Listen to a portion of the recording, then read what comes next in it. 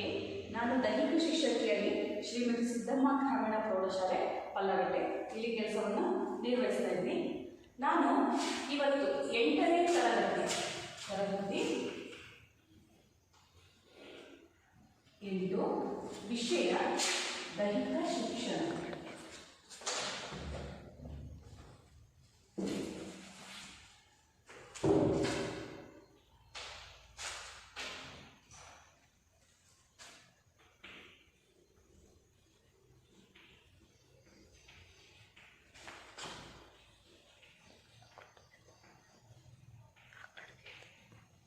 ದೈಹಿಕ ಶಿಕ್ಷಣದ ತಾತ್ವಿಕ ವಿಭಾಗದಲ್ಲಿ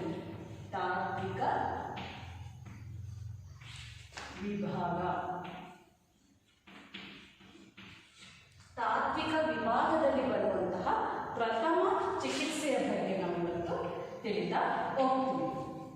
ಯಾವುದು ಪ್ರಥಮ ಚಿಕಿತ್ಸೆ? ಏನು ಪ್ರಥಮ ಚಿಕಿತ್ಸೆ ಅಂದ್ರೆ?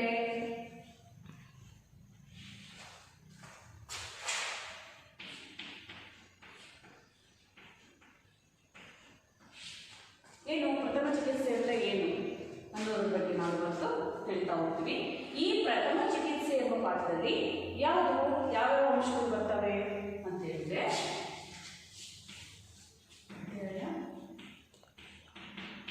ಅನ್ನೊಂದು ಅದರಲ್ಲಿ ಪ್ರಥಮ ಚಿಕಿತ್ಸೆಯ ಅವಶ್ಯಕತೆಯ ಬಗ್ಗೆ ನಾವು ಇವತ್ತು ತಿಳಿತಾ ಹೋಗ್ತೀವಿ.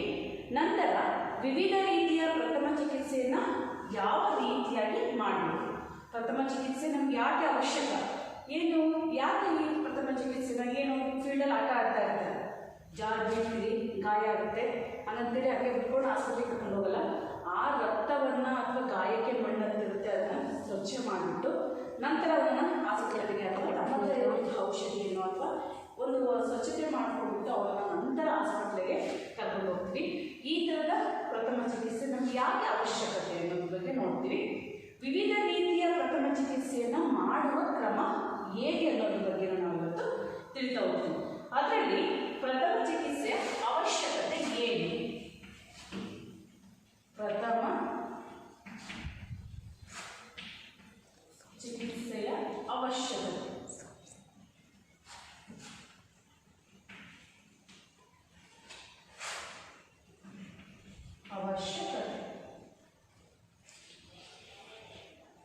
ಏನು? ಮನೆಯಲ್ಲಿ, ಶಾಲೆಯಲ್ಲಿ ಮತ್ತು ಹೊರ ಪರಿಸರದಲ್ಲಿ ಅನೇಕ ವಿಧವಾದ ಅಪಘಾತಗಳು ಆಗುವ ಸಂಭವವಿರುತ್ತದೆ. ಮನೆಯಲ್ಲಿಯೂ ಕೂಡ ಅಪಘಾತ ಆಗುತ್ತೆ. ಎಲ್ಲಿ? ಮನೆಯಲ್ಲಿ, ನಂತರ ಶಾಲೆಯಲ್ಲಿ, ನಂತರ ಎಲ್ಲಿ? ಹೊರ ಪರಿಸರದಲ್ಲಿ.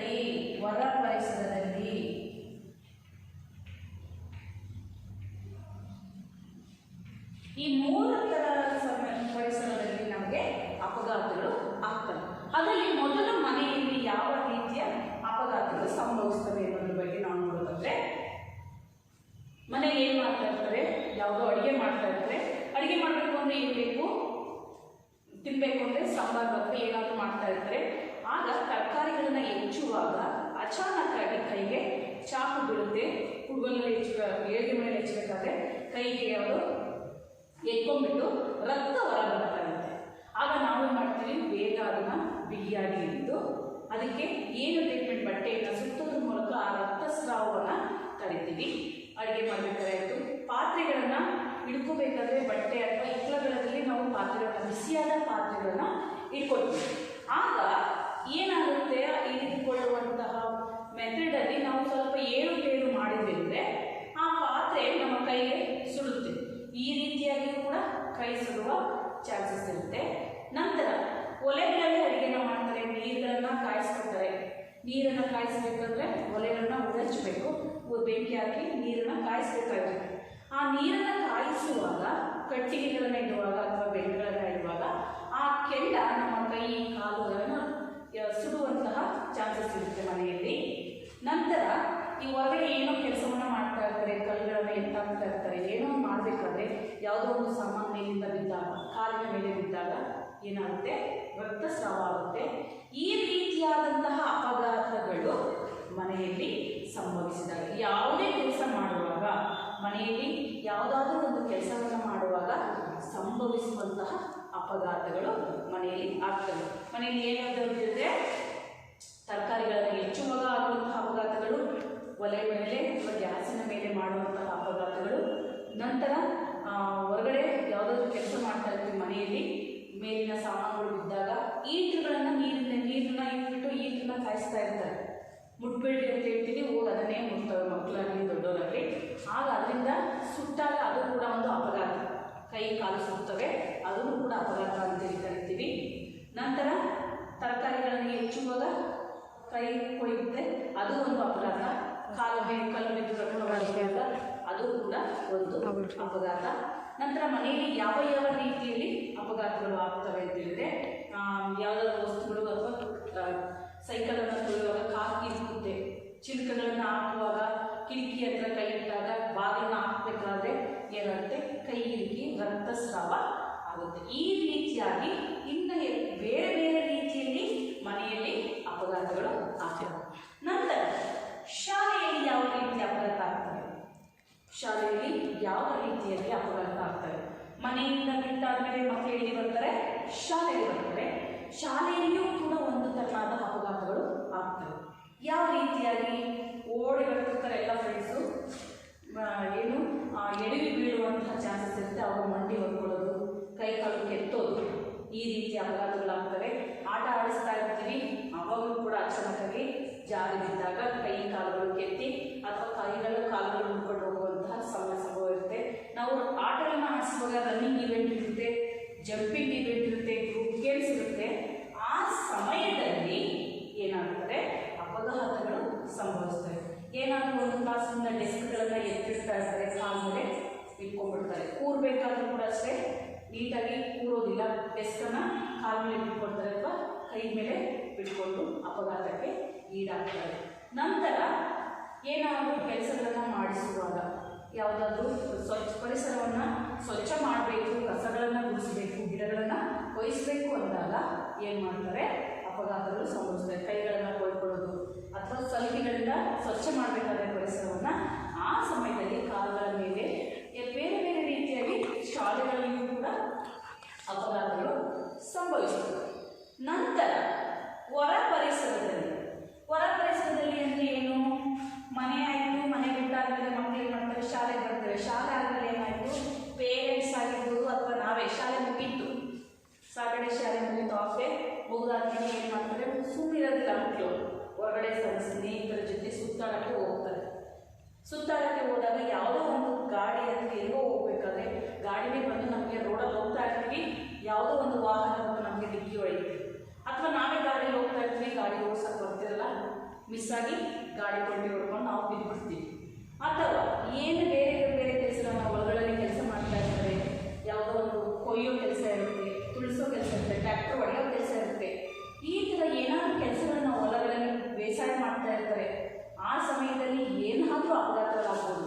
ಬೇಸಾಯ ಮಾಡುವಾಗ ತನ್ನ ಕೂರಿಗೆ ಕಾಲ ಮೇಲೆ ಬಿಡ್ಬೋದು, ಟ್ರ್ಯಾಕ್ಟರ್ ಹೊಡಿಬೇಕಾದ್ರೆ ಕಾಲು ಸಿಗಾಕೊಳ್ಬೋದು, ಅಥವಾ ಅಡಿಕೆ ಕೊಯ್ಬೇಕಾದ್ರೆ ಏನಾದರೂ ತಲೆ ಮೇಲೆ ಬೀಳ್ಬೋದು, ತೆಂಗಿನಕಾಯಿ ಕಡಬೇಕಾದ್ರೆ ತೆಂಗಿನಕಾಯಿ ತಲೆ ಮೇಲೆ ಬೀಳ್ಬೋದು, ಯಾವುದಾದ್ರೂ ತೆನೆಗಳನ್ನು ಅಥವಾ ಜೋಳಗಳನ್ನು ಮುರಿಯಕ್ಕೆ ಹೋದಾಗ ಯಾವುದಾದ್ರೂ ಕಾಲುಗಳಿಗೆ ಗರಿ ಅಥವಾ ಹುಲ್ಲುಗಳು ಸಿಕ್ಕಾಕೊಂಡು ಕಾಲು ಕೊಯ್ಯುವಂಥ ಚಾನ್ಸಸ್ ಇರುತ್ತೆ. ಬೇರೆ ಬೇರೆ ದನ ಕರುಗಳು ಯಾವುದಾದ್ರೂ ಜಗಳ ಮಾಡಿಕೊಂಡು ನಮ್ಮ ಮೇಲೆ ದಾಳಿಯನ್ನು ಮಾಡಿದಾಗ, ಕೈಗೆ ಕಾಲಿಗೆ ತಿಂದಾಗ ಅಲ್ಲಿ ಕೂಡ ರಕ್ತಸ್ರಾವಾಗಿ ಪ್ರಥಮ ಅಂದರೆ ಅಪಘಾತಗಳಿಗೆ ನಾವು ತುತ್ತಾಗ್ತೀವಿ. ವಾಹನಗಳಿಂದ ಬೇರೆ ಊರಿಗೆ ಹೋಗುವಾಗ ಈ ಥರನಾಗಿ ನಾವು ಮನೆಯಲ್ಲಿ, ಶಾಲೆಯಲ್ಲಿ ಮತ್ತು ಹೊರ ಪರಿಸರದಲ್ಲಿ ನಾವು ಜೀವಿಸ್ತಾ ಇರ್ತೀವಿ. ಈ ಮೂರು ಪರಿಸರದಲ್ಲಿ ಜೀವನ ಮಾಡುವಾಗ ನಮಗೆ ಒಂದಿಲ್ಲ ಒಂದು ಅಪಘಾತಗಳು ಸಂಭವಿಸ್ತಾ ಇರ್ತವೆ. ಇಂತಹ ಅಪಘಾತಗಳು ಈ ಮೂರು ಪರಿಸರದಲ್ಲಿ ಆದಾಗ ನಾವು ಯಾವ ರೀತಿಯಾಗಿ ಪ್ರಥಮ ಚಿಕಿತ್ಸೆಯನ್ನು ಕೊಡಬೇಕು?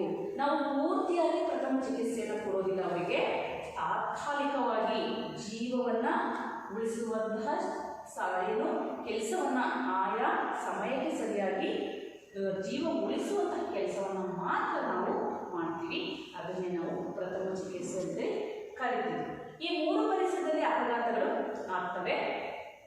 ಅಂತಹ ಸಂದರ್ಭದಲ್ಲಿ ಅಪಘಾತ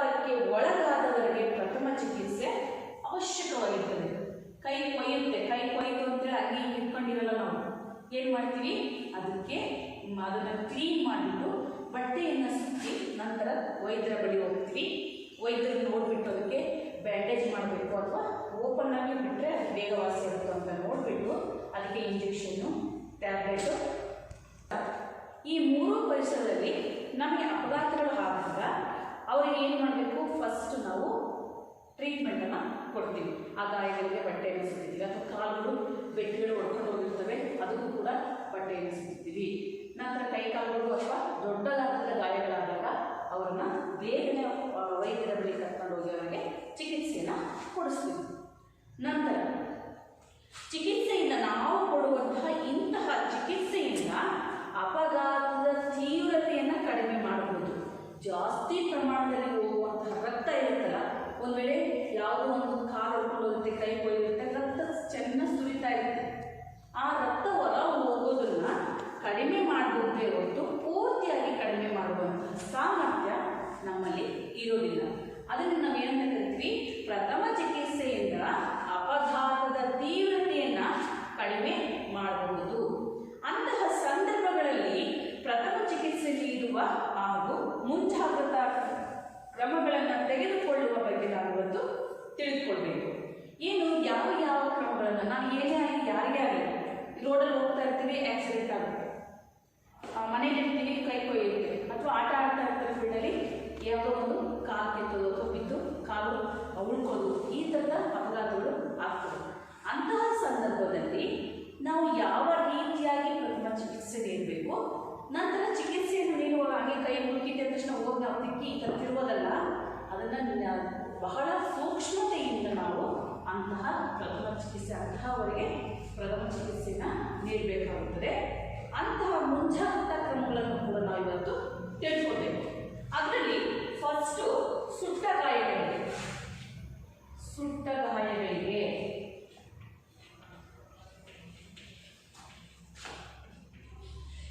ನಂತರ ಎರಡನೇದು ಪ್ರಜ್ಞೆ ತಪ್ಪುವುದು ಅಥವಾ ಮೂರ್ಛೆ ಹೋಗುವುದು.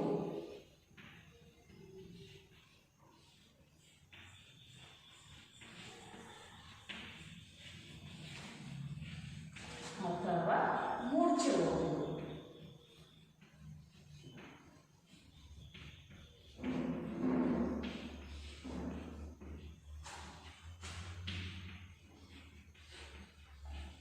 ನಂತರ ವಿಷ ಕುಡಿದವರಿಗೆ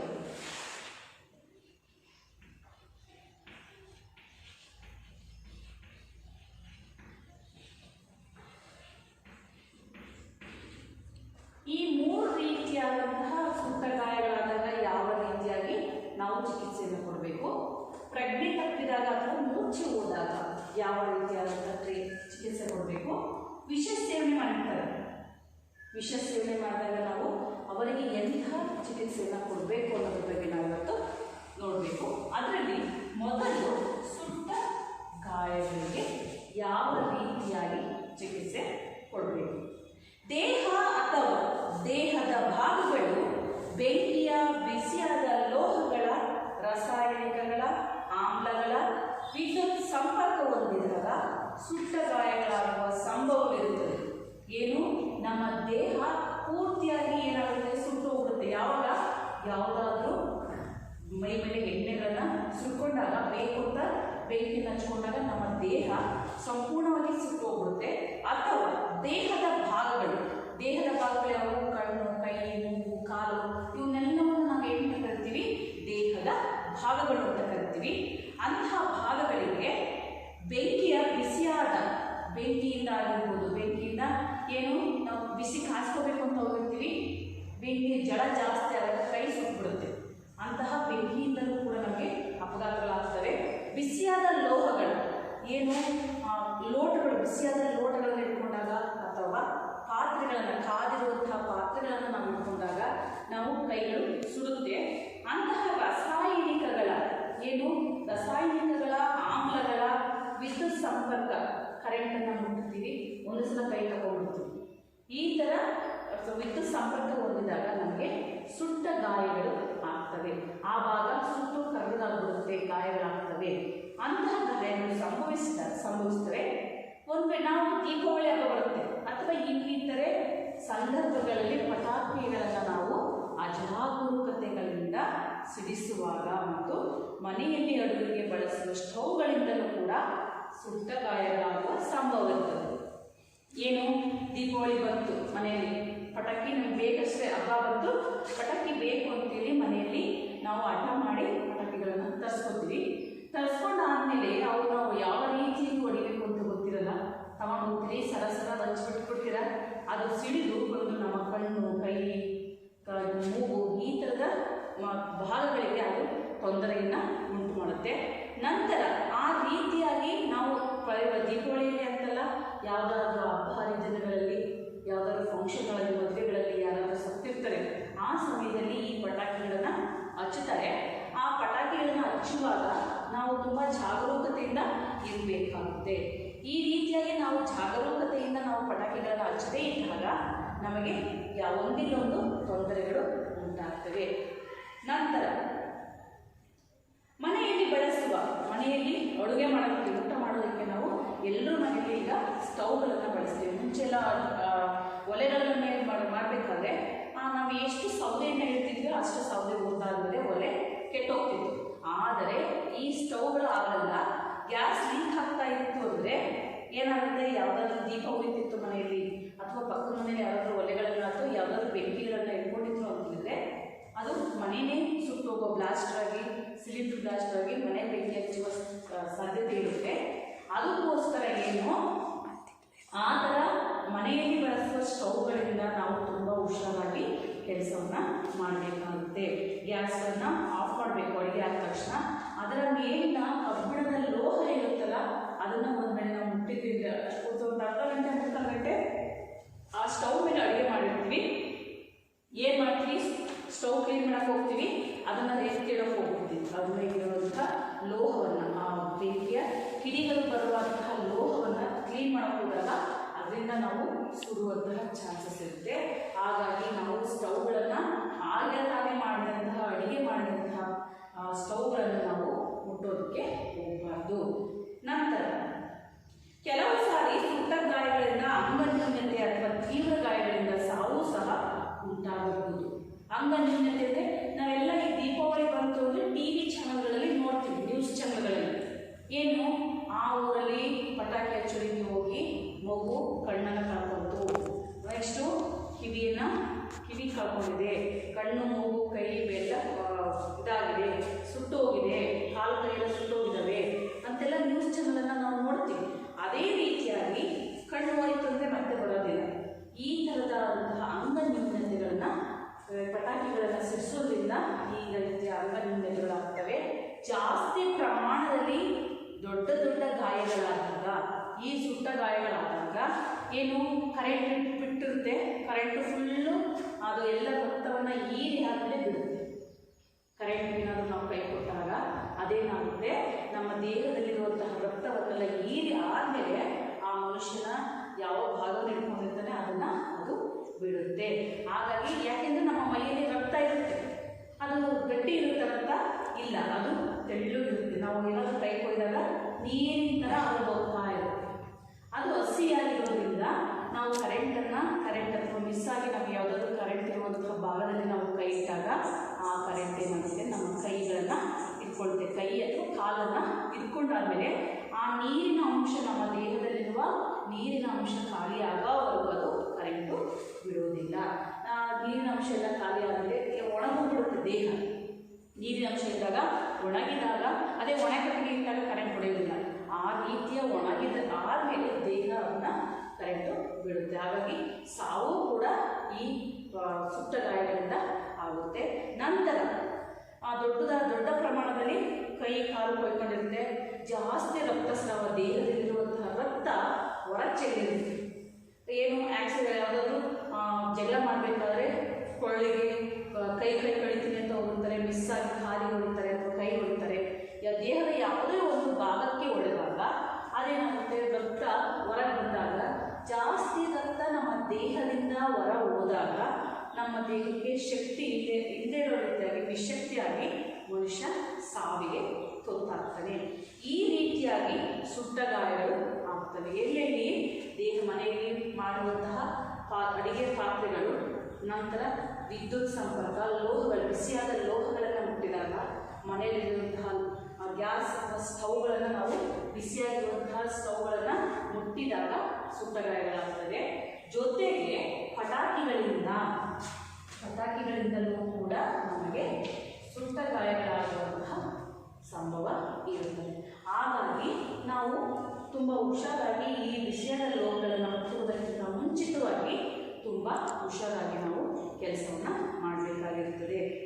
ಈ ಥರದ ಸುಟ್ಟ ಗಾಯಗಳಾದಾಗ ಏನೋ ಅಚಾನಕ್ಕಾಗಿ ಆಗ್ಬಿಡ್ತು, ಪಾತ್ರೆ ಮುಟ್ಬಿಟ್ಟೆ, ಕೈ ಸುಟ್ಬಿಡ್ತು, ಹಂಚು ರೊಟ್ಟಿ ಬೇಯಿಸ್ತಾ ಇರ್ತೀವಿ, ಹಂಚು ಸುಟ್ಬಿಡ್ತು, ಅಥವಾ ದೀಪ ಹಚ್ಚಬೇಕು ಅಂತ ಹೋದೆ, ಕಡ್ಡಿಗಿರಕ್ಕೆ ಹೋದೆ, ಬೆಂಕಿ ಕಿಡಿ ಬಂದು ಕಾಲಲ್ಲಿ ಬಿಟ್ಬಿಡ್ತು.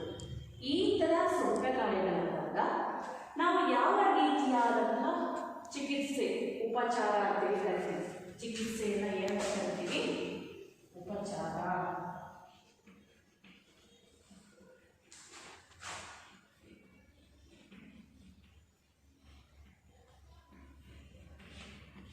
ಉಪಚಾರ ಅಂತೇಳಿ ಕರಿತೀವಿ.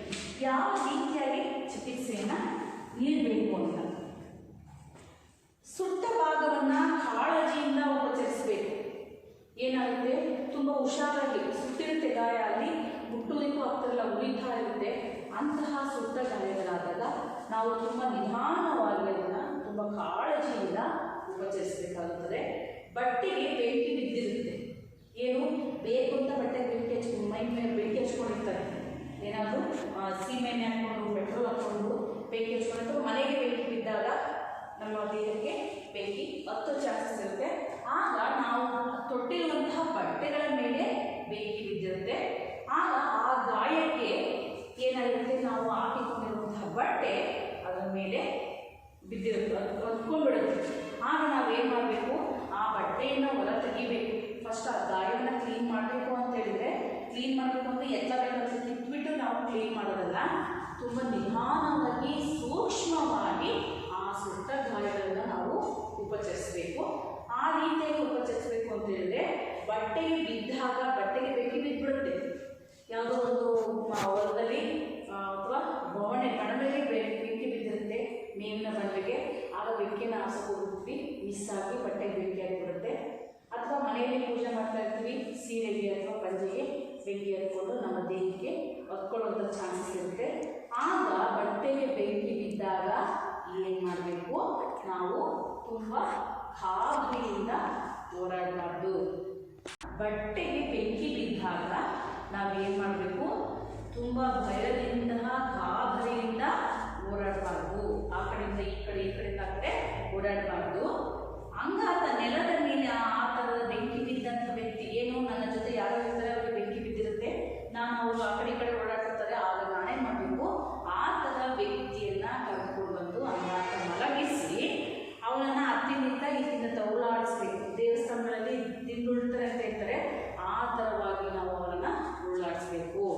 ಸನಿಹದಲ್ಲಿ ಇರುವವರು ವ್ಯಕ್ತಿಯನ್ನು ದಪ್ಪನೆಯ ಬಟ್ಟೆ ಅಥವಾ ಕಂಬಳಿಯನ್ನು ಹಾಕಿ ನೆಲದ ಮೇಲೆ ಹೊರಳಿಸ್ಬೇಕು. ಅವರ ಹತ್ರ ಯಾರಾದರೂ ಇರ್ತಾರೆ, ವ್ಯಕ್ತಿ ಇದ್ದಾಗ ಅವ್ರು ಓಡಿ ಬರ್ತಾರೆ, ಆಗ ಏನು ಮಾಡಬೇಕು, ನಮ್ಮ ಬಳಿ ಇರುವಂತಹ ಬಟ್ಟೆಯನ್ನು ಅಥವಾ ಕಂಬಳಿಯನ್ನು ಅವರ ಮೇಲೆ ಹಾಕ್ಬಿಟ್ಟು ಅವ್ರನ್ನ ಓಡಾಡಿಸ್ಬೇಕು. ಆಗ ಬೆಂಕಿ ನಂದುತ್ತೆ. ನಂತರ ಯಾವ ರೀತಿಯಾದ ಉಪಚಾರವನ್ನು ಮಾಡಬೇಕು ಅಂತ, ಬಟ್ಟೆಗೆ ಬೆಂಕಿ ತಗುಲಿದ ಬಟ್ಟೆಯನ್ನು ಜಾಗರೂಕತೆಯಿಂದ ದೇಹದಿಂದ ಬೇರ್ಪಡಿಸಬೇಕು. ಬಟ್ಟೆ ಏನಾಗುತ್ತೆ, ಸುಟ್ಟ ಗಾಯಗಳಿಗೆ ಹತ್ಕೊಂಡಿರುತ್ತೆ, ಆಗ ನಾವೇನು ಮಾಡಬೇಕು, ತುಂಬ ಜಾಗರೂಕತೆಯಿಂದ ಆ ಬಟ್ಟೆಯನ್ನು ಬೇರ್ಪಡಿಸಬೇಕು. ಅವು ಅಂಟಿಕೊಂಡಿದ್ದಲ್ಲಿ ಕತ್ತರಿಸಿ ತೆಗಿಬೇಕು. ಹಾಗೆ ಹೆಂಗಿದ್ರು ಗಾಯ ಆಗುತ್ತೆ ಅಂತೇಳಿ ಒಂದೇ ಸಲ ಕಿತ್ತು ತೆಗೆದೆಸೆಯೋದಲ್ಲ. ಆಗ ಏನು ಮಾಡಬೇಕು, ಆ ಗಾಯಕ್ಕೆ ಹತ್ತಿರುವಂತಹ ಬಟ್ಟೆಯನ್ನು ನಾವು ತುಂಬ ನಿಧಾನವಾಗಿ ತೆಗಿಬೇಕು. ಜೊತೆಗೆ ಕತ್ತರಿಯನ್ನು ಬಳಸಿ ಆ ಬಟ್ಟೆಯನ್ನು ಹೊರಗಡೆ ತೆಗಿಬೇಕು. ನಂತರ ಗಾಯದಿಂದ ಉಂಟಾದ ಬೊಬ್ಬೆಗಳನ್ನು ಸೀಳಬಾರ್ದು. ಏನಾಗುತ್ತೆ, ನೀರು ತುಂಬಿಕೊಂಡ್ಬಿಡುತ್ತೆ. ಸುಟ್ಟ ಗಾಯಗಳು ನೀರು ತುಂಬಿಕೊಂಡು ಅವು ಮೆತ್ತಗೆ ಆಗಿರ್ತವೆ. ಆಗ ಅವಕ್ಕೆ ಏನು ಮಾಡಬೇಕು, ಯಾವುದಾದ್ರು ಪಿನ್ನಗಳನ್ನು ಚುಚ್ಚಿ, ಸೂಜಿಗಳನ್ನು ಚುಚ್ಚಿ ಅದನ್ನು ರಕ್ತವನ್ನು ಅಥವಾ ಗಾಯದ ನೀರನ್ನು ಹೊರ ತೆಗೆಯುವ ಕೆಲಸವನ್ನು ಮಾಡಬಾರ್ದು. ಸೀಳಬಾರ್ದು ಬೊಬ್ಬೆಗಳನ್ನು, ಅವುಗಳನ್ನು ಓಪನ್ ಮಾಡಬಾರ್ದು. ನಂತರ ಸಣ್ಣ ಪುಟ್ಟ ಗಾಯಗಳಾಗಿದ್ದರೆ ತಕ್ಷಣವೇ ತಣ್ಣೀರಿನಿಂದ ಚಿಕ್ಕ ಚಿಕ್ಕ ಸುಟ್ಟು ಗಾಯಗಳಾದಾಗ ಅದೇನಾಗುತ್ತೆ, ನಾವು ಸುಟ್ಟ ತಕ್ಷಣ ತಣ್ಣೀರಲ್ಲಿ ಇಟ್ಟಾಗ ತಣ್ಣಗಾಗುತ್ತೆ. ಆದರೆ ಚಿಕ್ಕ ಪುಟ್ಟ ಸಣ್ಣ ಗಾಯಗಳಾದಾಗ ಅವುಗಳನ್ನ ಏನು ಮಾಡಬೇಕು, ತಣ್ಣೀರಿನಲ್ಲಿ ನಾವು ತೊಳಿಬೇಕು. ನಂತರ ಗಾಯಕ್ಕೆ ಸೋಡಿಯಂ ಬೈಕಾರ್ಬೊನೇಟ್ ದ್ರಾವಣವನ್ನು ನಯವಾಗಿ ಲೇಪಿಸಬೇಕು. ಗಾಯಗಳಿಗೆ ಮುಲಾಮನ್ನು ನವಿರಾಗಿ ಗಾಯ ಮಾಡಿಸುವವರೆಗೂ ಹಚ್ಚಬೇಕು. ನಾವೇನು ಮಾಡಬೇಕು, ಈ ಗಾಯಗಳಿಗೆ, ಸುಟ್ಟ ಗಾಯಗಳಿಗೆ ಏನು ಮಾಡಬೇಕು, ಅವಕ್ಕೆ ಮೆಡಿಕಲ್ ಶಾಪಲ್ಲಿ ಸಿಗುತ್ತೆ ಆ ಸುಟ್ಟ ಗಾಯಗಳಿಗೆ ಹಚ್ಚೋದು, ಅದು ಸಿಲ್ವರ್ ಎಕ್ಸ್ ಅಂತೇಳಿ ಬರುತ್ತೆ. ಆ ಸಿಲ್ವರ್ ಎಕ್ಸ್ ಅನ್ನುವಂತಹ ಸುಟ್ಟ ಗಾಯಗಳಿಗೆ ಹಚ್ಚುವಂತಹ ಔಷಧ ಮುಲಾಮನ್ನು ನಾವು ಈ ಸುಟ್ಟ ಗಾಯಗಳಿಗೆ ಹಚ್ಚಬೇಕು. ನಂತರ ಅಪಘಾತಕ್ಕೆ ಒಳಗಾದ ವ್ಯಕ್ತಿಯು ನಿಶಕ್ತನಾಗಿದ್ದರೆ ಬಿಸಿ ಪಾನೀಯವನ್ನು ಕುಡಿಸಬೇಕು. ಬಿಸಿ ಪಾನೀಯ ಅಂದರೆ ಚಹಾ, ಕಾಫಿ, ಈ ಥರದ ಹಾಲು, ಈ ಥರದ ಪಾನೀಯಗಳನ್ನು ನಾವು ಬಿಸಿಯಾದ ಪಾನೀಯಗಳನ್ನು ಕುಡಿಸಬೇಕು. ಏನು, ಸುಟ್ಟ ಗಾಯಗಳಾದಂತಹ ವ್ಯಕ್ತಿಯನ್ನು ನಾವು ಕಲಿಸಬೇಕು. ಅವನಿಗೆ ಗಾಬರಿ ಆಗದಂತೆ ಅವನನ್ನು ತಡಿಬೇಕು. ನಂತರ ಅವನಿಗೆ ಬಿಸಿ ಪಾನೀಯವನ್ನು ಕುಡಿಸಬೇಕು. ಜೊತೆಗೆ ಆ ಬೊಬ್ಬೆಗಳನ್ನ ಸೀಳಬಾರ್ದು. ನಂತರ ಏನು ಮಾಡಬೇಕು, ಅವರಿಗೆ ನವಿರಾಗಿ ಗಾಯಗಳಿಗೆ ಮುಲಾಮುಗಳನ್ನು ಹಚ್ಚಬೇಕು. ನಂತರ ತಕ್ಷಣವೇ ತಣ್ಣೀರಿನಿಂದ ತೊಳೆದು ಗಾಯಕ್ಕೆ ಸೋಡಿಯಂ ಬೈಕಾರ್ಬೊನೇಟ್ ದ್ರಾವಣವನ್ನು ನಿಧಾನವಾಗಿ ಆ ಸುಟ್ಟ ಗಾಯಗಳಿಗೆ ಹಚ್ಚಬೇಕು. ಈ ರೀತಿಯಾಗಿ ಸುಟ್ಟ ಗಾಯಗಳಿಗೆ ನಾವು ಉಪಚಾರವನ್ನು ಮಾಡಬೇಕು. ನಂತರ ಪ್ರಜ್ಞೆ ತಪ್ಪುವುದು ಅಥವಾ ಮೂರ್ಛೆ ಹೋಗುವುದು ಅಂತ ಇದೆ. ಪ್ರಜ್ಞೆ ತಪ್ಪುವುದು ಅಂದರೆ ಏನು? ಪ್ರಜ್ಞೆ ತಪ್ಪುವುದು ಅಂದರೆ ಅವರ ಉಸಿರಾಟ ಕ್ರಿಯೆ ನಿಂತಿರುತ್ತೆ. ಉಸಿರಾಟ ಕ್ರಿಯೆ ನಿಂತಿರುತ್ತೆ ಅಷ್ಟೇ. ಅವನ ಶ್ವಾಸಬಂಧನ ಅಂತೇಳಿ ಕರೀತೀವಿ. ಆ ಶ್ವಾಸಬಂಧನ ಕ್ರಿಯೆ ಅವನಲ್ಲಿ ಇರೋದಿಲ್ಲ. ಹಾಗಾಗಿ ಅವನ ಯಾವುದೇ ದೇಹದ ಯಾವುದೇ ಭಾಗಗಳು ಚಲನೆಗೆ ಒಳಪಟ್ಟಿರುವುದಿಲ್ಲ. ಹಾಗಂತೇಳಿ ನಾವು ಸತ್ತೋಗ್ಬಿಟ್ಟಿದ್ದಾನೆ ಅಂತಲ್ಲ, ಅವನ ಪ್ರಜ್ಞಾಹೀನ ಸ್ಥಿತಿಯಲ್ಲಿರುವುದನ್ನು ನಾವು ತಡೆದು ನಂತರ ಅವನನ್ನು ದೊಡ್ಡ ಮೇಲೂ ತನ್ನ ಕೆಲಸವನ್ನು ನಿಲ್ಲಿಸಿರುತ್ತೆ. ಆಗ ಅವನನ್ನು ಸ್ಥಿತಿಗೆ ಪ್ರಜ್ಞೆ ತಪ್ಪುವುದೇ ಅಂತ ಹೇಳ್ತೀವಿ. ಅವನನ್ನು ನಿದ್ರೆಯಲ್ಲಿ ಗೋಚರಿಸಿದ, ಅವನು ಮಲ್ಕೊಂಡಿರೋದೇನೋ ಅನ್ನೋ ರೀತಿ ಇರ್ತಾನೆ, ಆದರೆ ಅವನಲ್ಲಿ ಯಾವುದೇ ರೀತಿಯ ಚಲನೆಗಳು ಇರೋದಿಲ್ಲ. ಶರೀರವು ಪ್ರಜ್ಞಾಸ್ಥಿತಿಯನ್ನು ಕಳೆದುಕೊಂಡಾಗ ಪ್ರಜ್ಞೆ ತಪ್ಪುತ್ತದೆ. ಏನು, ನಮ್ಮ ಶರೀರ ಪ್ರಜ್ಞಾಸ್ಥಿತಿಯನ್ನು ಕಳೆದುಕೊಂಡಾಗ ಪ್ರಜ್ಞೆ ತಪ್ಪಿರುತ್ತದೆ. ದೊಡ್ಡ ಬೆರಳು ತನ್ನ ಕಾರ್ಯವನ್ನು ನಿಲ್ಲಿಸಿದಾಗ ಉಂಟಾಗುವ ಸ್ಥಿತಿಗೆ ನಾವು ಪ್ರಜ್ಞೆ ತಪ್ಪುವುದು ಎನ್ನುತ್ತೇವೆ. ವ್ಯಕ್ತಿಯು ಪ್ರಜ್ಞೆ ತಪ್ಪಿದಾಗ ನಿದ್ರೆಯಲ್ಲಿರುವಂತೆ ಗೋಚರಿಸಿದರೂ ಸಹ ದೇಹವು ಯಾವುದೇ ರೀತಿಯ ಚಲನೆಯನ್ನು ತೋರ್ಪಡಿಸುವುದಿಲ್ಲ. ದೇಹ ಏನಾಗುತ್ತೆ, ಸುಮ್ಮನೆ ಹೆಂಗಿರ್ತಾನೆ ಹಂಗೆ ಬಿದ್ದಿರ್ತಾನೆ, ಹೆಂಗೆ ಕೂತಿರ್ತಾನೆ ಹಂಗೆ ಕೂತಿರ್ತಾನೆ. ಆಗ ಏನಾಗಿರುತ್ತೆ, ನಮ್ಮ ದೊಡ್ಡ ಬೆರಳು ಕೆಲಸವನ್ನು ನಿರ್ವಹಿಸ್ತಾ ಇರೋದಿಲ್ಲ. ಅವನು ಸತ್ಯ ಹೋಗಿದ್ದಾನೇನೋ ಅನ್ನೋ ರೀತಿ ಗೋಚರಿಸ್ತಾ ಇರ್ತಾನೆ. ಆಗ ಅದಕ್ಕೆ ಕಾರಣ ಏನಪ್ಪ, ಈ ಥರ ಪ್ರಜ್ಞೆ ತಪ್ಪಿ ಬೀಳೋದಕ್ಕೆ ಕಾರಣ ಏನಪ್ಪ ಅಂದರೆ, ವ್ಯಕ್ತಿಯು ವಿಷಪ್ರಾಶನ, ಅತಿಯಾದ ಮದ್ಯಪಾನ, ತಲೆಗೆ ತೀವ್ರವಾದ ಹೊಡೆತ, ಮಾರಣಾಂತಿಕ ಗಾಯ, ಅತಿಯಾದ ರಕ್ತಸ್ರಾವದಿಂದ ಮತ್ತು ಬಿಸಿಲಿನ ಝಳದಿಂದ ಪ್ರಜ್ಞಾಹೀನನಾಗುವುದು. ಈ ಥರ ಪ್ರಜ್ಞೆ ತಪ್ಪೋದಕ್ಕೆ, ಈ ಥರ ಮೂರ್ಛೆ ಹೋಗೋದಕ್ಕೆ ಕಾರಣ ಜೀವನದಲ್ಲಿ ಆಗಲೇ ಜಿಗುಪ್ಸೆ ಉಂಟಾಗಿ ಅಥವಾ ಕಷ್ಟ, ಮನೆಗೆ ಜಗಳ, ಯಾವುದೋ ಬೇರೆ ಬೇರೆ ಓದಿರಲ್ಲ, ಫೇಲ್ ಆಗಿರ್ತಾನೆ ಎಕ್ಸಾಮಲ್ಲಿ, ಅಥವಾ ತನಗೇನೋ ವಸ್ತುಗಳು ಬೇಕಾಗಿರ್ತಾರೆ ಕೊಡಿಸಿರೋದಿಲ್ಲ. ಆಗೇನು ಮಾಡ್ತಾರೆ, ದುಡುಕಿ ಈ ವಿಷವನ್ನು ಕುಡಿತಾರೆ, ಮನೆಯಲ್ಲಿ ವಿಷ ಕುಡಿತಾರೆ. ಈಗೆಲ್ಲ ಸರ್ವೇ ಸಾಮಾನ್ಯವಾಗಿ ಮದ್ಯಪಾನ ಸೇವನೆ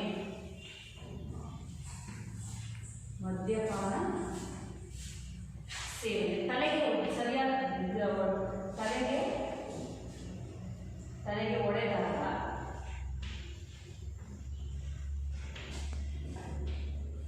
ನಂತರ ಯಾವ ರೀತಿ, ಮತ್ತೆ ಅತಿಯಾದ ರಕ್ತಸ್ರಾವ,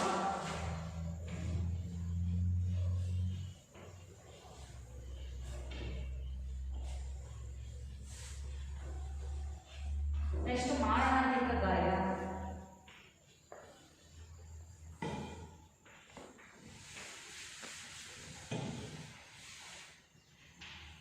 ಈ ಸಮಯದಲ್ಲಿ ವ್ಯಕ್ತಿ ಮೂರ್ಛೆ ಹೋಗಿರ್ತಾನೆ. ವಿಷ ಕುಡಿದಾಗ ಅವನ ದೇಹದ ಯಾವುದೇ ಭಾಗಗಳು ಕೆಲಸವನ್ನು ನಿರ್ವಹಿಸ್ತಿರಲ್ಲ. ಅವನ ದೊಡ್ಡ ಮೆದುಳು ತನ್ನ ಕೆಲಸ ಕಾರ್ಯಗಳನ್ನು ನಿಲ್ಲಿಸಿರುತ್ತೆ. ಮದ್ಯಪಾನ, ಯಾರು ಡ್ರಿಂಕ್ಸ್ ಮಾಡಿದ್ರು ಎಲ್ಲಿ ಬಿದ್ದಿರ್ತೀವಿ ಅನ್ನೋದೇ ಅವ್ರಿಗೆ ಹೆಚ್ಚಿರೋದಿಲ್ಲ. ಕುಡ್ದಿರ್ತಾರೆ, ಯಾವುದೋ ಬಸ್ ಸ್ಟಾಪಲ್ಲಿ ಬಿದ್ದಿರ್ತಾರೆ, ಮತ್ತೆ ರೋಡಲ್ಲಿ ಬಿದ್ದಿರ್ತಾರೆ,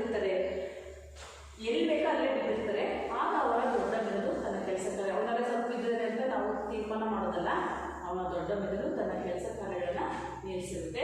ತಲೆಗೆ ಹೊಡೆದಾಗ, ಬಲವಾದ ಹೊಡೆತವನ್ನು ಹೊಡೆದಾಗ ಪ್ರಜ್ಞೆ ತಪ್ಪುತ್ತೆ.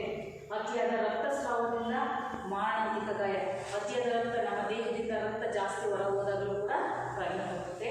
ಮಾರಣಾಂತಿಕ ಗಾಯಗಳು ದೊಡ್ಡ ದೊಡ್ಡ ಗಾಯಗಳಾಗಿ ಅವರಿಗೆ ಯಾವುದು ಮಾರಣಾಂತಿಕ ಗಾಯ ಅಂದರೆ ತಲೆಗೆ ಹೊಡೆತ ಬಿದ್ದು ಅವನ ಯಾವುದು ಬ್ಲಡ್ ಸರ್ಕ್ಯುಲೇಷನ್ ಜಾಸ್ತಿ ಚೆನ್ನಾಗಿ ಆಗ್ತಾ ಇರೋದಿಲ್ಲ, ಜೊತೆಗೆ ನಮ್ಮ ಎದೆಗೆ ಹೊಡೆತ ಬಿದ್ದಾಗ, ಈ ಥರದ ಮಾರಣಾಂತಿಕ ಗಾಯಗಳಾದಾಗ, ಜೊತೆಗೆ ಬಿಸಿಲಿನ ಝಳದಿಂದಲೂ ಕೂಡ ಜಾಸ್ತಿ ಹೊತ್ತು ಬಿಸಿಲಿದ್ರೆ ತಲೆ ಬೆವರಾಗ್ತಾ ಇರುತ್ತೆ, ಕಣ್ಣೆಲ್ಲ ಮೊಬ್ಬಾಗ್ತಾ ಇರ್ತವೆ, ಆಗ ಎಚ್ಚರ ತಪ್ಪಿ ಬೀಳುವಂತಹ ಸಂಭವ ಇರುತ್ತೆ. ಈ ರೀತಿಯಾಗಿ ನಾವು ಮೂರ್ಛೆ ಹೋಗೋದನ್ನು ನೋಡ್ತೀವಿ. ಕಾರಣ ಇಷ್ಟೇ: ವಿಷ ಕುಡಿದಾಗ, ಮದ್ಯಪಾನಕ್ಕೆ ಒಳಗಾದಾಗ, ತಲೆಗೆ ಬಲವಾದ ಹೊಡೆತ ಬಿದ್ದಾಗ, ಅತಿಯಾದ ರಕ್ತಸ್ರಾವ, ಮಾರಣಾಂತಿಕ ಗಾಯಗಳಾದಾಗ, ಮತ್ತು ಬಿಸಿಲಿನ ಝಳದಿಂದ ನಾವು ಮೂರ್ಛೆ ಹೋಗ್ತೀವಿ. ಈ ಮೂರ್ಛೆ ಹೋಗೋದನ್ನು ನಾವು ಯಾವ ರೀತಿಯಾಗಿ ಅವರಿಗೆ ಈ ಮೂರ್ಛೆ ಬಿಟ್ಬಿಡ್ತಾರೆ. ಶಾಲೆಗಳಲ್ಲಿ ಆಗಿರ್ಬೋದು, ಶಾಲೆಗಳಲ್ಲಿ ಆಟ ಆಡ್ತಿರ್ತಾರೆ, ಪ್ರೇಯರ್ ಮಾಡ್ತಾ ಇರ್ತೀವಿ, ಜಾಸ್ತಿ ಬಿಸಿಲು ಬರುತ್ತೆ. ಆಗ ಏನಾಗುತ್ತೆ, ಬಿಸಿಲಿನ ಝಳದಿಂದ ಬೆಳಗ್ಗೆ ತಿನ್ಕೊಂಬಂದಿರೋದಿಲ್ಲ, ಖಾಲಿ ಹೊಟ್ಟೆಲಿರ್ತಾರೆ, ಮೇಲೆ ಬಿಸಿಲು ಸುತ್ತಾ ಇರುತ್ತೆ, ಹೊಟ್ಟೆ ಖಾಲಿ ಇರುತ್ತೆ, ಆಗ ಕಣ್ಣೆಲ್ಲ ಮೊಬ್ಬಾಗಿ ಪ್ರಜ್ಞೆ ತಪ್ಪಿ ಬೀಳ್ತಾರೆ. ಆ ಸಮಯದಲ್ಲಿ ನಾವು ಯಾವ ರೀತಿಯಾಗಿ ಚಿಕಿತ್ಸೆಯನ್ನು ನೀಡಬೇಕು ಅಂತ, ಅವರಿಗೆ ಲಕ್ಷಣಗಳು ಏನು? ಮೊದಲು ಈ ರೀತಿಯಾಗಿ ವಿಷ ಕುಡಿದವರಿಗೆ, ಮದ್ಯಪಾನ ಸೇವನೆ ಮಾಡಿದವರಿಗೆ, ತಲೆಗೆ ಹೊಡೆದಾಗ, ಅತಿಯಾದ ರಕ್ತಸ್ರಾವ ಮತ್ತು ಮಾರಣಾಂತಿಕ ಗಾಯಗಳಾದಾಗ, ಜೊತೆಗೆ ಬಿಸಿಲಿನ ಝಳದಿಂದ ಉಂಟಾಗುವಂತಹ ಮೂರ್ಛೆ ತಪ್ಪೋದನ್ನು ಅದಕ್ಕೆಲ್ಲ ಕಾರಣಗಳು ಏನೇನು? ಕಾರಣಕ್ಕೆ ಅನುಸಾರವಾಗಿ ಮುಖವು ಕೆಂಪಾಗುತ್ತೆ, ಬಿಳಿಚಿಕೊಳ್ಳುವುದು ಅಥವಾ ನೀಲಿ ಬಣ್ಣಕ್ಕೆ ತಿರುಗುತ್ತೆ.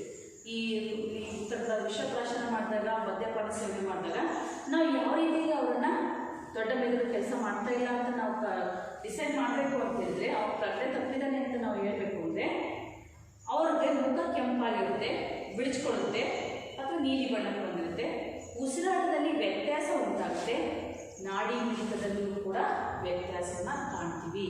ಈ ರೀತಿಯಾಗಿ ಪ್ರಜ್ಞೆ ತಪ್ಪುವ ಗುಣಗಳಿಗೆ ಲಕ್ಷಣಗಳು ಏನಪ್ಪ, ಕಾರಣಗಳು ಏನಪ್ಪ ಅಂತಂದರೆ, ಮುಖ ಕೆಂಪು ಅಥವಾ ನೀಲಿ ಬಣ್ಣಕ್ಕೆ ಒಳಗಾಗುತ್ತೆ, ಉಸಿರಾಟದಲ್ಲಿ ವೈಪರೀತ್ಯ ಉಂಟಾಗುತ್ತೆ, ನಾಡಿ ಮಿಡಿತದಲ್ಲೂ ಕೂಡ ವ್ಯತ್ಯಾಸವನ್ನು ಕಾಣ್ತೀವಿ.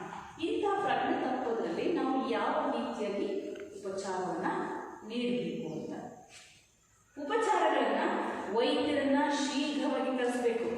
ಈ ವಿಷ ಕುಡಿದ್ಬಿಟ್ಟಿರ್ತಾನೆ, ವಿಷ ಕುಡ್ದಾನೆ ನಾವು ಅವನಿಗೆ ಯಾವ ರೀತಿಯಾಗಿ ಚಿಕಿತ್ಸೆ ಕೊಡೋಕ್ಕೆ ಸಾಧ್ಯ? ಅವನ ಎಚ್ಚರ ಇದ್ದರೆ ಏನಾದರೂ ಯಾವುದೋ ಒಂದು ಸೋಪಿ ನೀರಾಗಿರ್ಬೋದು, ಅಥವಾ ಆ ವಾಮಿಟನ್ನು ಮಾಡಿಸ್ಬೋದು, ಅಥವಾ ಅವನ ಹತ್ರ ಏನಾಗಿದೆ ಅಂತ ಕೇಳ್ಕೊಂಡು ನಾವು ಮುಂದಿನ ಕೆಲಸವನ್ನು ಮಾಡ್ಬೋದು. ಅವನಿಗೆ ಎಚ್ಚರವೇ ಇಲ್ಲ ಅಂದಾದಮೇಲೆ ನಾವು ಯಾವುದೇ ರೀತಿಯಾದಂಥ ಚಿಕಿತ್ಸೆ ಕೊಡೋದಕ್ಕೆ ಆಗೋದಿಲ್ಲ. ಹಾಗಾಗಿ ಏನು ಮಾಡಬೇಕು, ಅವನ್ನ ಫಸ್ಟು ವೈದ್ಯರ ಬಳಿ ಕರ್ಕೊಂಡು ಹೋಗಬೇಕು, ಅಥವಾ ವೈದ್ಯರನ್ನೇ ತಮ್ಮ ಸಮೀಪಕ್ಕೆ ಕಳಿಸ್ಕೊಳ್ಳುವಂತಹ ವ್ಯವಸ್ಥೆಯನ್ನು ಮಾಡಬೇಕು. ಮೂರ್ಛೆ ಹೋದ ವ್ಯಕ್ತಿಯನ್ನು ಅಂಗಾತ ಮಲಗಿಸ್ಬೇಕು, ಮಖಾಡೆ ಮಲಗಿಸ್ಬೇಕು. ಅಂಗಾತ ಅಂದರೆ ಅವನ ಮುಖವನ್ನು ಕೆಳಗೆ ಮಾಡಿ ನೇರವಾಗಿ ಮಖಾಡೆ ಮಲಗಿಸ್ಬೇಕು. ಮುಖವು ಕೆಂಪಾಗಿದ್ದರೆ ವ್ಯಕ್ತಿ ತಲೆಯನ್ನು ಎತ್ತಿ ಹಿಡಿಬೇಕು. ಮುಖ ಕೆಂಪಾಗಿರುತ್ತೆ, ತಲೆಯನ್ನು ಎತ್ತಿ ಹಿಡಿಬೇಕು.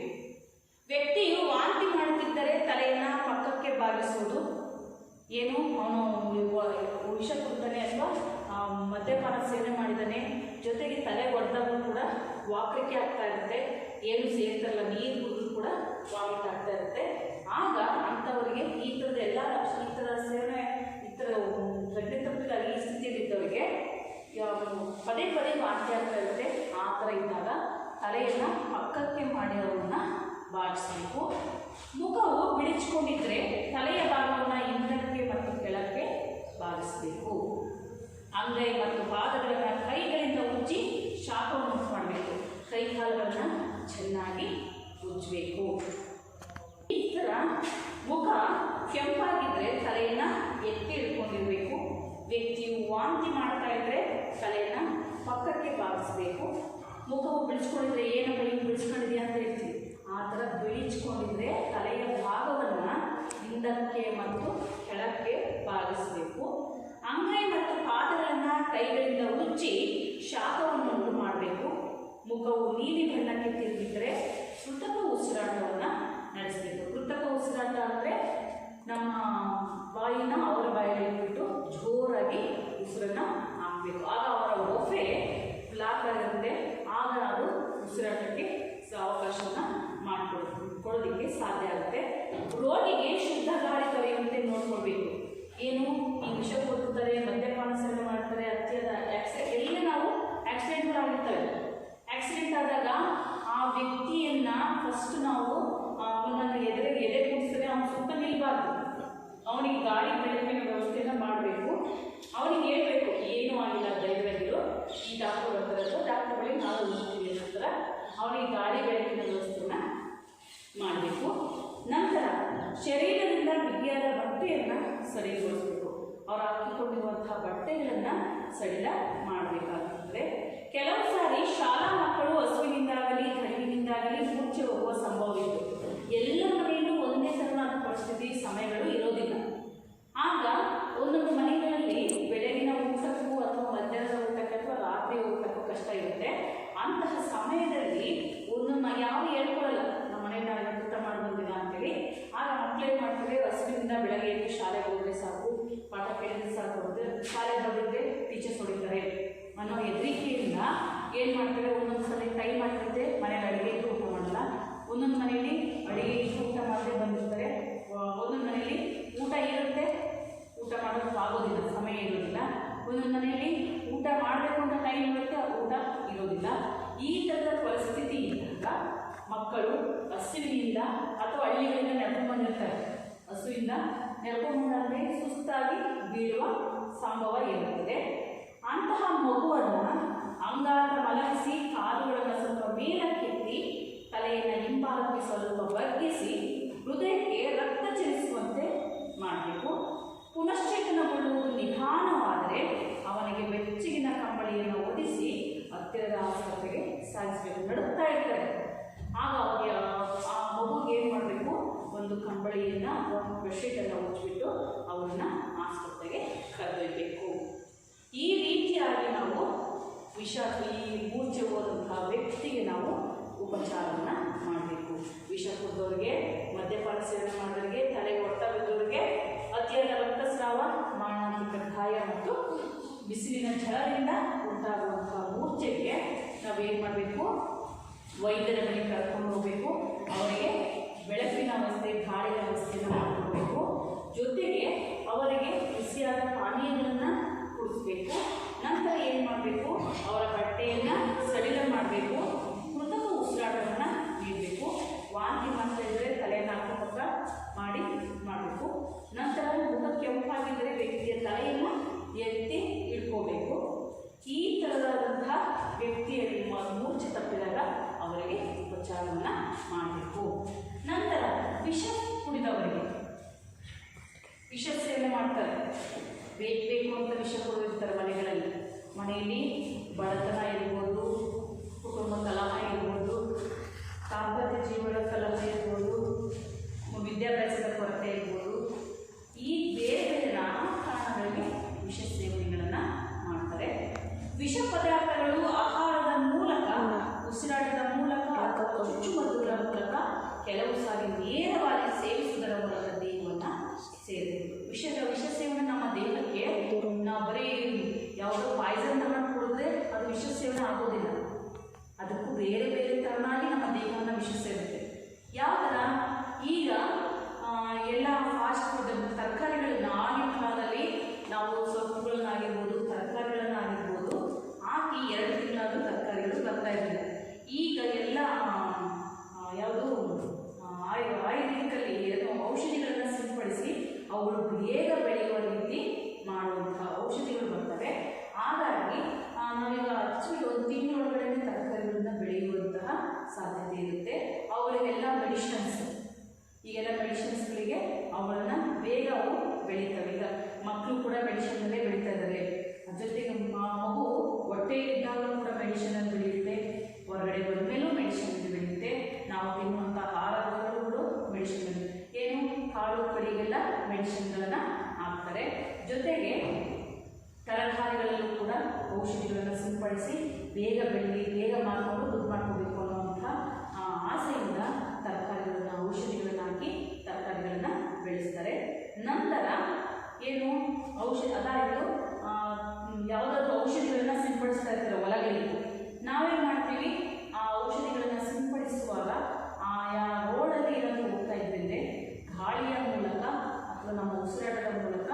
ವಿಷ ನಮ್ಮ ದೇಹವನ್ನು ಸೇರುತ್ತೆ.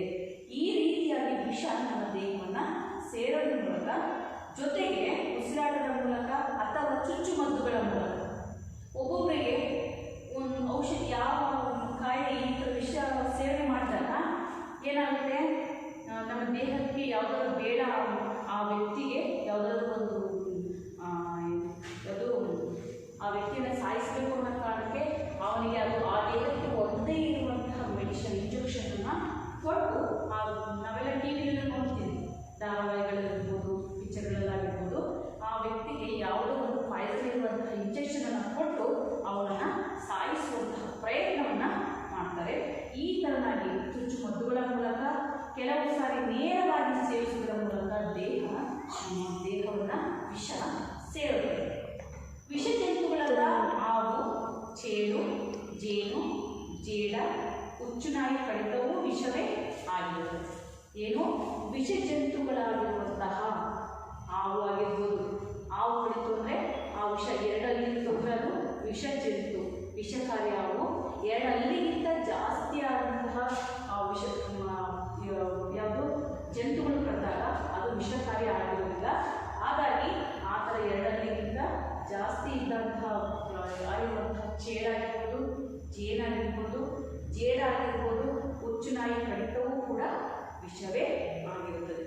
ಹಾಗಾಗಿ ನಾವು ಈ ವಿಷ ನಮ್ಮ ದೇಹವನ್ನು ಸೇರಿದಾಗ ಅವರಿಗೆ ಯಾವ ರೀತಿಯಾಗಿ ಉಪಚಾರವನ್ನು ಮಾಡಬೇಕಾಗಿರುತ್ತದೆ, ಆ ಉಪಚಾರವನ್ನು ನಾವು ಯಾವ ಕ್ರಮದಲ್ಲಿ ಯಾವ ರೀತಿಯಾಗಿ ಈ ನೇರನ್ನು ನೋಡಿದ್ವಿ. ಸುಟ್ಟ ಗಾಯಗಳಾದರೆ ಯಾವ ರೀತಿ ಚಿಕಿತ್ಸೆಯನ್ನು ಕೊಡಬೇಕು, ಪ್ರಜ್ಞೆ ತಪ್ಪಿದಾಗ ಯಾವ ರೀತಿ ಚಿಕಿತ್ಸೆ ಕೊಡಬೇಕು, ನಂತರ ಈ ವಿಷ ಕುಡಿದವರು ಪ್ರಜ್ಞೆ ತಪ್ಪಿದಾಗಲೂ ಕೂಡ ನಿಧಾನವಾಗಿ ಅವರಿಗೆ ವೈದ್ಯರ ಬಳಿ ಕರ್ಕೊಂಡು ಹೋಗಬೇಕು. ಗಾಳಿ ಜಾಸ್ತಿ ಪ್ರಮಾಣದಲ್ಲಿ ಅವರಿಗೆ ನೇರವಾಗಿ ಸಿಗಬೇಕು. ಅವರ ವಾಂತಿ ಮಾಡ್ಕೊಳ್ತಾ ಇದ್ದರೆ ಪಕ್ಕಕ್ಕೆ ಬಗ್ಗಿಸ್ಬೇಕು. ನೆಕ್ಸ್ಟ್ ಮುಖ ಕೆಂಪಾಗಿದ್ದ ಅವರ ಮೇಲೆ ಕೆಳಗೆ ಮಾಡಬೇಕು. ಅವರಿಗೆ ಬಹಳ ಮಗು ಆ ಥರ ಊಟ ಮಾಡ್ತೇನೆ ತಿಂಡಿ ತಿಂದೇನೆ ಇದ್ದಾಗ ಹಸಿವಿನಿಂದಲೂ ಕೂಡ ಮಗು ಪ್ರಜ್ಞೆ ತಪ್ಪುತ್ತೆ. ಆ ಸಮಯದಲ್ಲಿ ಅವರಿಗೆ ಆ ಮಗು ನಡುತ್ತಾ ಇರುತ್ತೆ. ಅಂಥ ಸಮಯದಲ್ಲಿ ಆ ಮಗುಗೆ ಕಂಬಳಿ ಅಥವಾ ಬೆಡ್ಶೀಟನ್ನು ಹಚ್ಚಿ ವೈದ್ಯರ ಬಳಿ ಕರ್ಕೊಂಡು ಹೋಗಬೇಕು. ಈ ರೀತಿಯಾಗಿ ಇನ್ನೂ ಹೆಚ್ಚಿನ ಪ್ರಮಾಣದಲ್ಲಿ ನಾವು ಅವರಿಗೆ ಬೇರೆ ಬೇರೆ ಥರನಾಗಿ ಆ ಪ್ರಜ್ಞೆ ತಪ್ಪಿದವರಿಗೆ ನಾವು ಚಿಕಿತ್ಸೆಯನ್ನು ನೀಡುವುದನ್ನು ನೋಡ್ತೀವಿ. ಅದೇ ಥರನಾಗಿ ನಾವು ಈ ವಿಷ ಕುಡಿದವರಿಗೆ, ವಿಷವನ್ನು ನಮ್ಮ ದೇಹಕ್ಕೆ ವಿಷ ನಾವು ಕುಡಿದಷ್ಟೇ ಅಲ್ಲ, ಬೇರೆ ಬೇರೆ ವಿಷ ಜಂತುಗಳಾಗಿರುವಂತಹ ಹಾವಾಗಿರ್ಬೋದು, ಚೇಳಾಗಿರ್ಬೋದು, ಜೇಡಾಗಿರ್ಬೋದು, ಹುಚ್ಚುನಾಯಿ ಅಂದರೆ ಅದೆಷ್ಟೋ 6 ತಿಂಗಳಿಗೂ ಇರ್ತದೆ.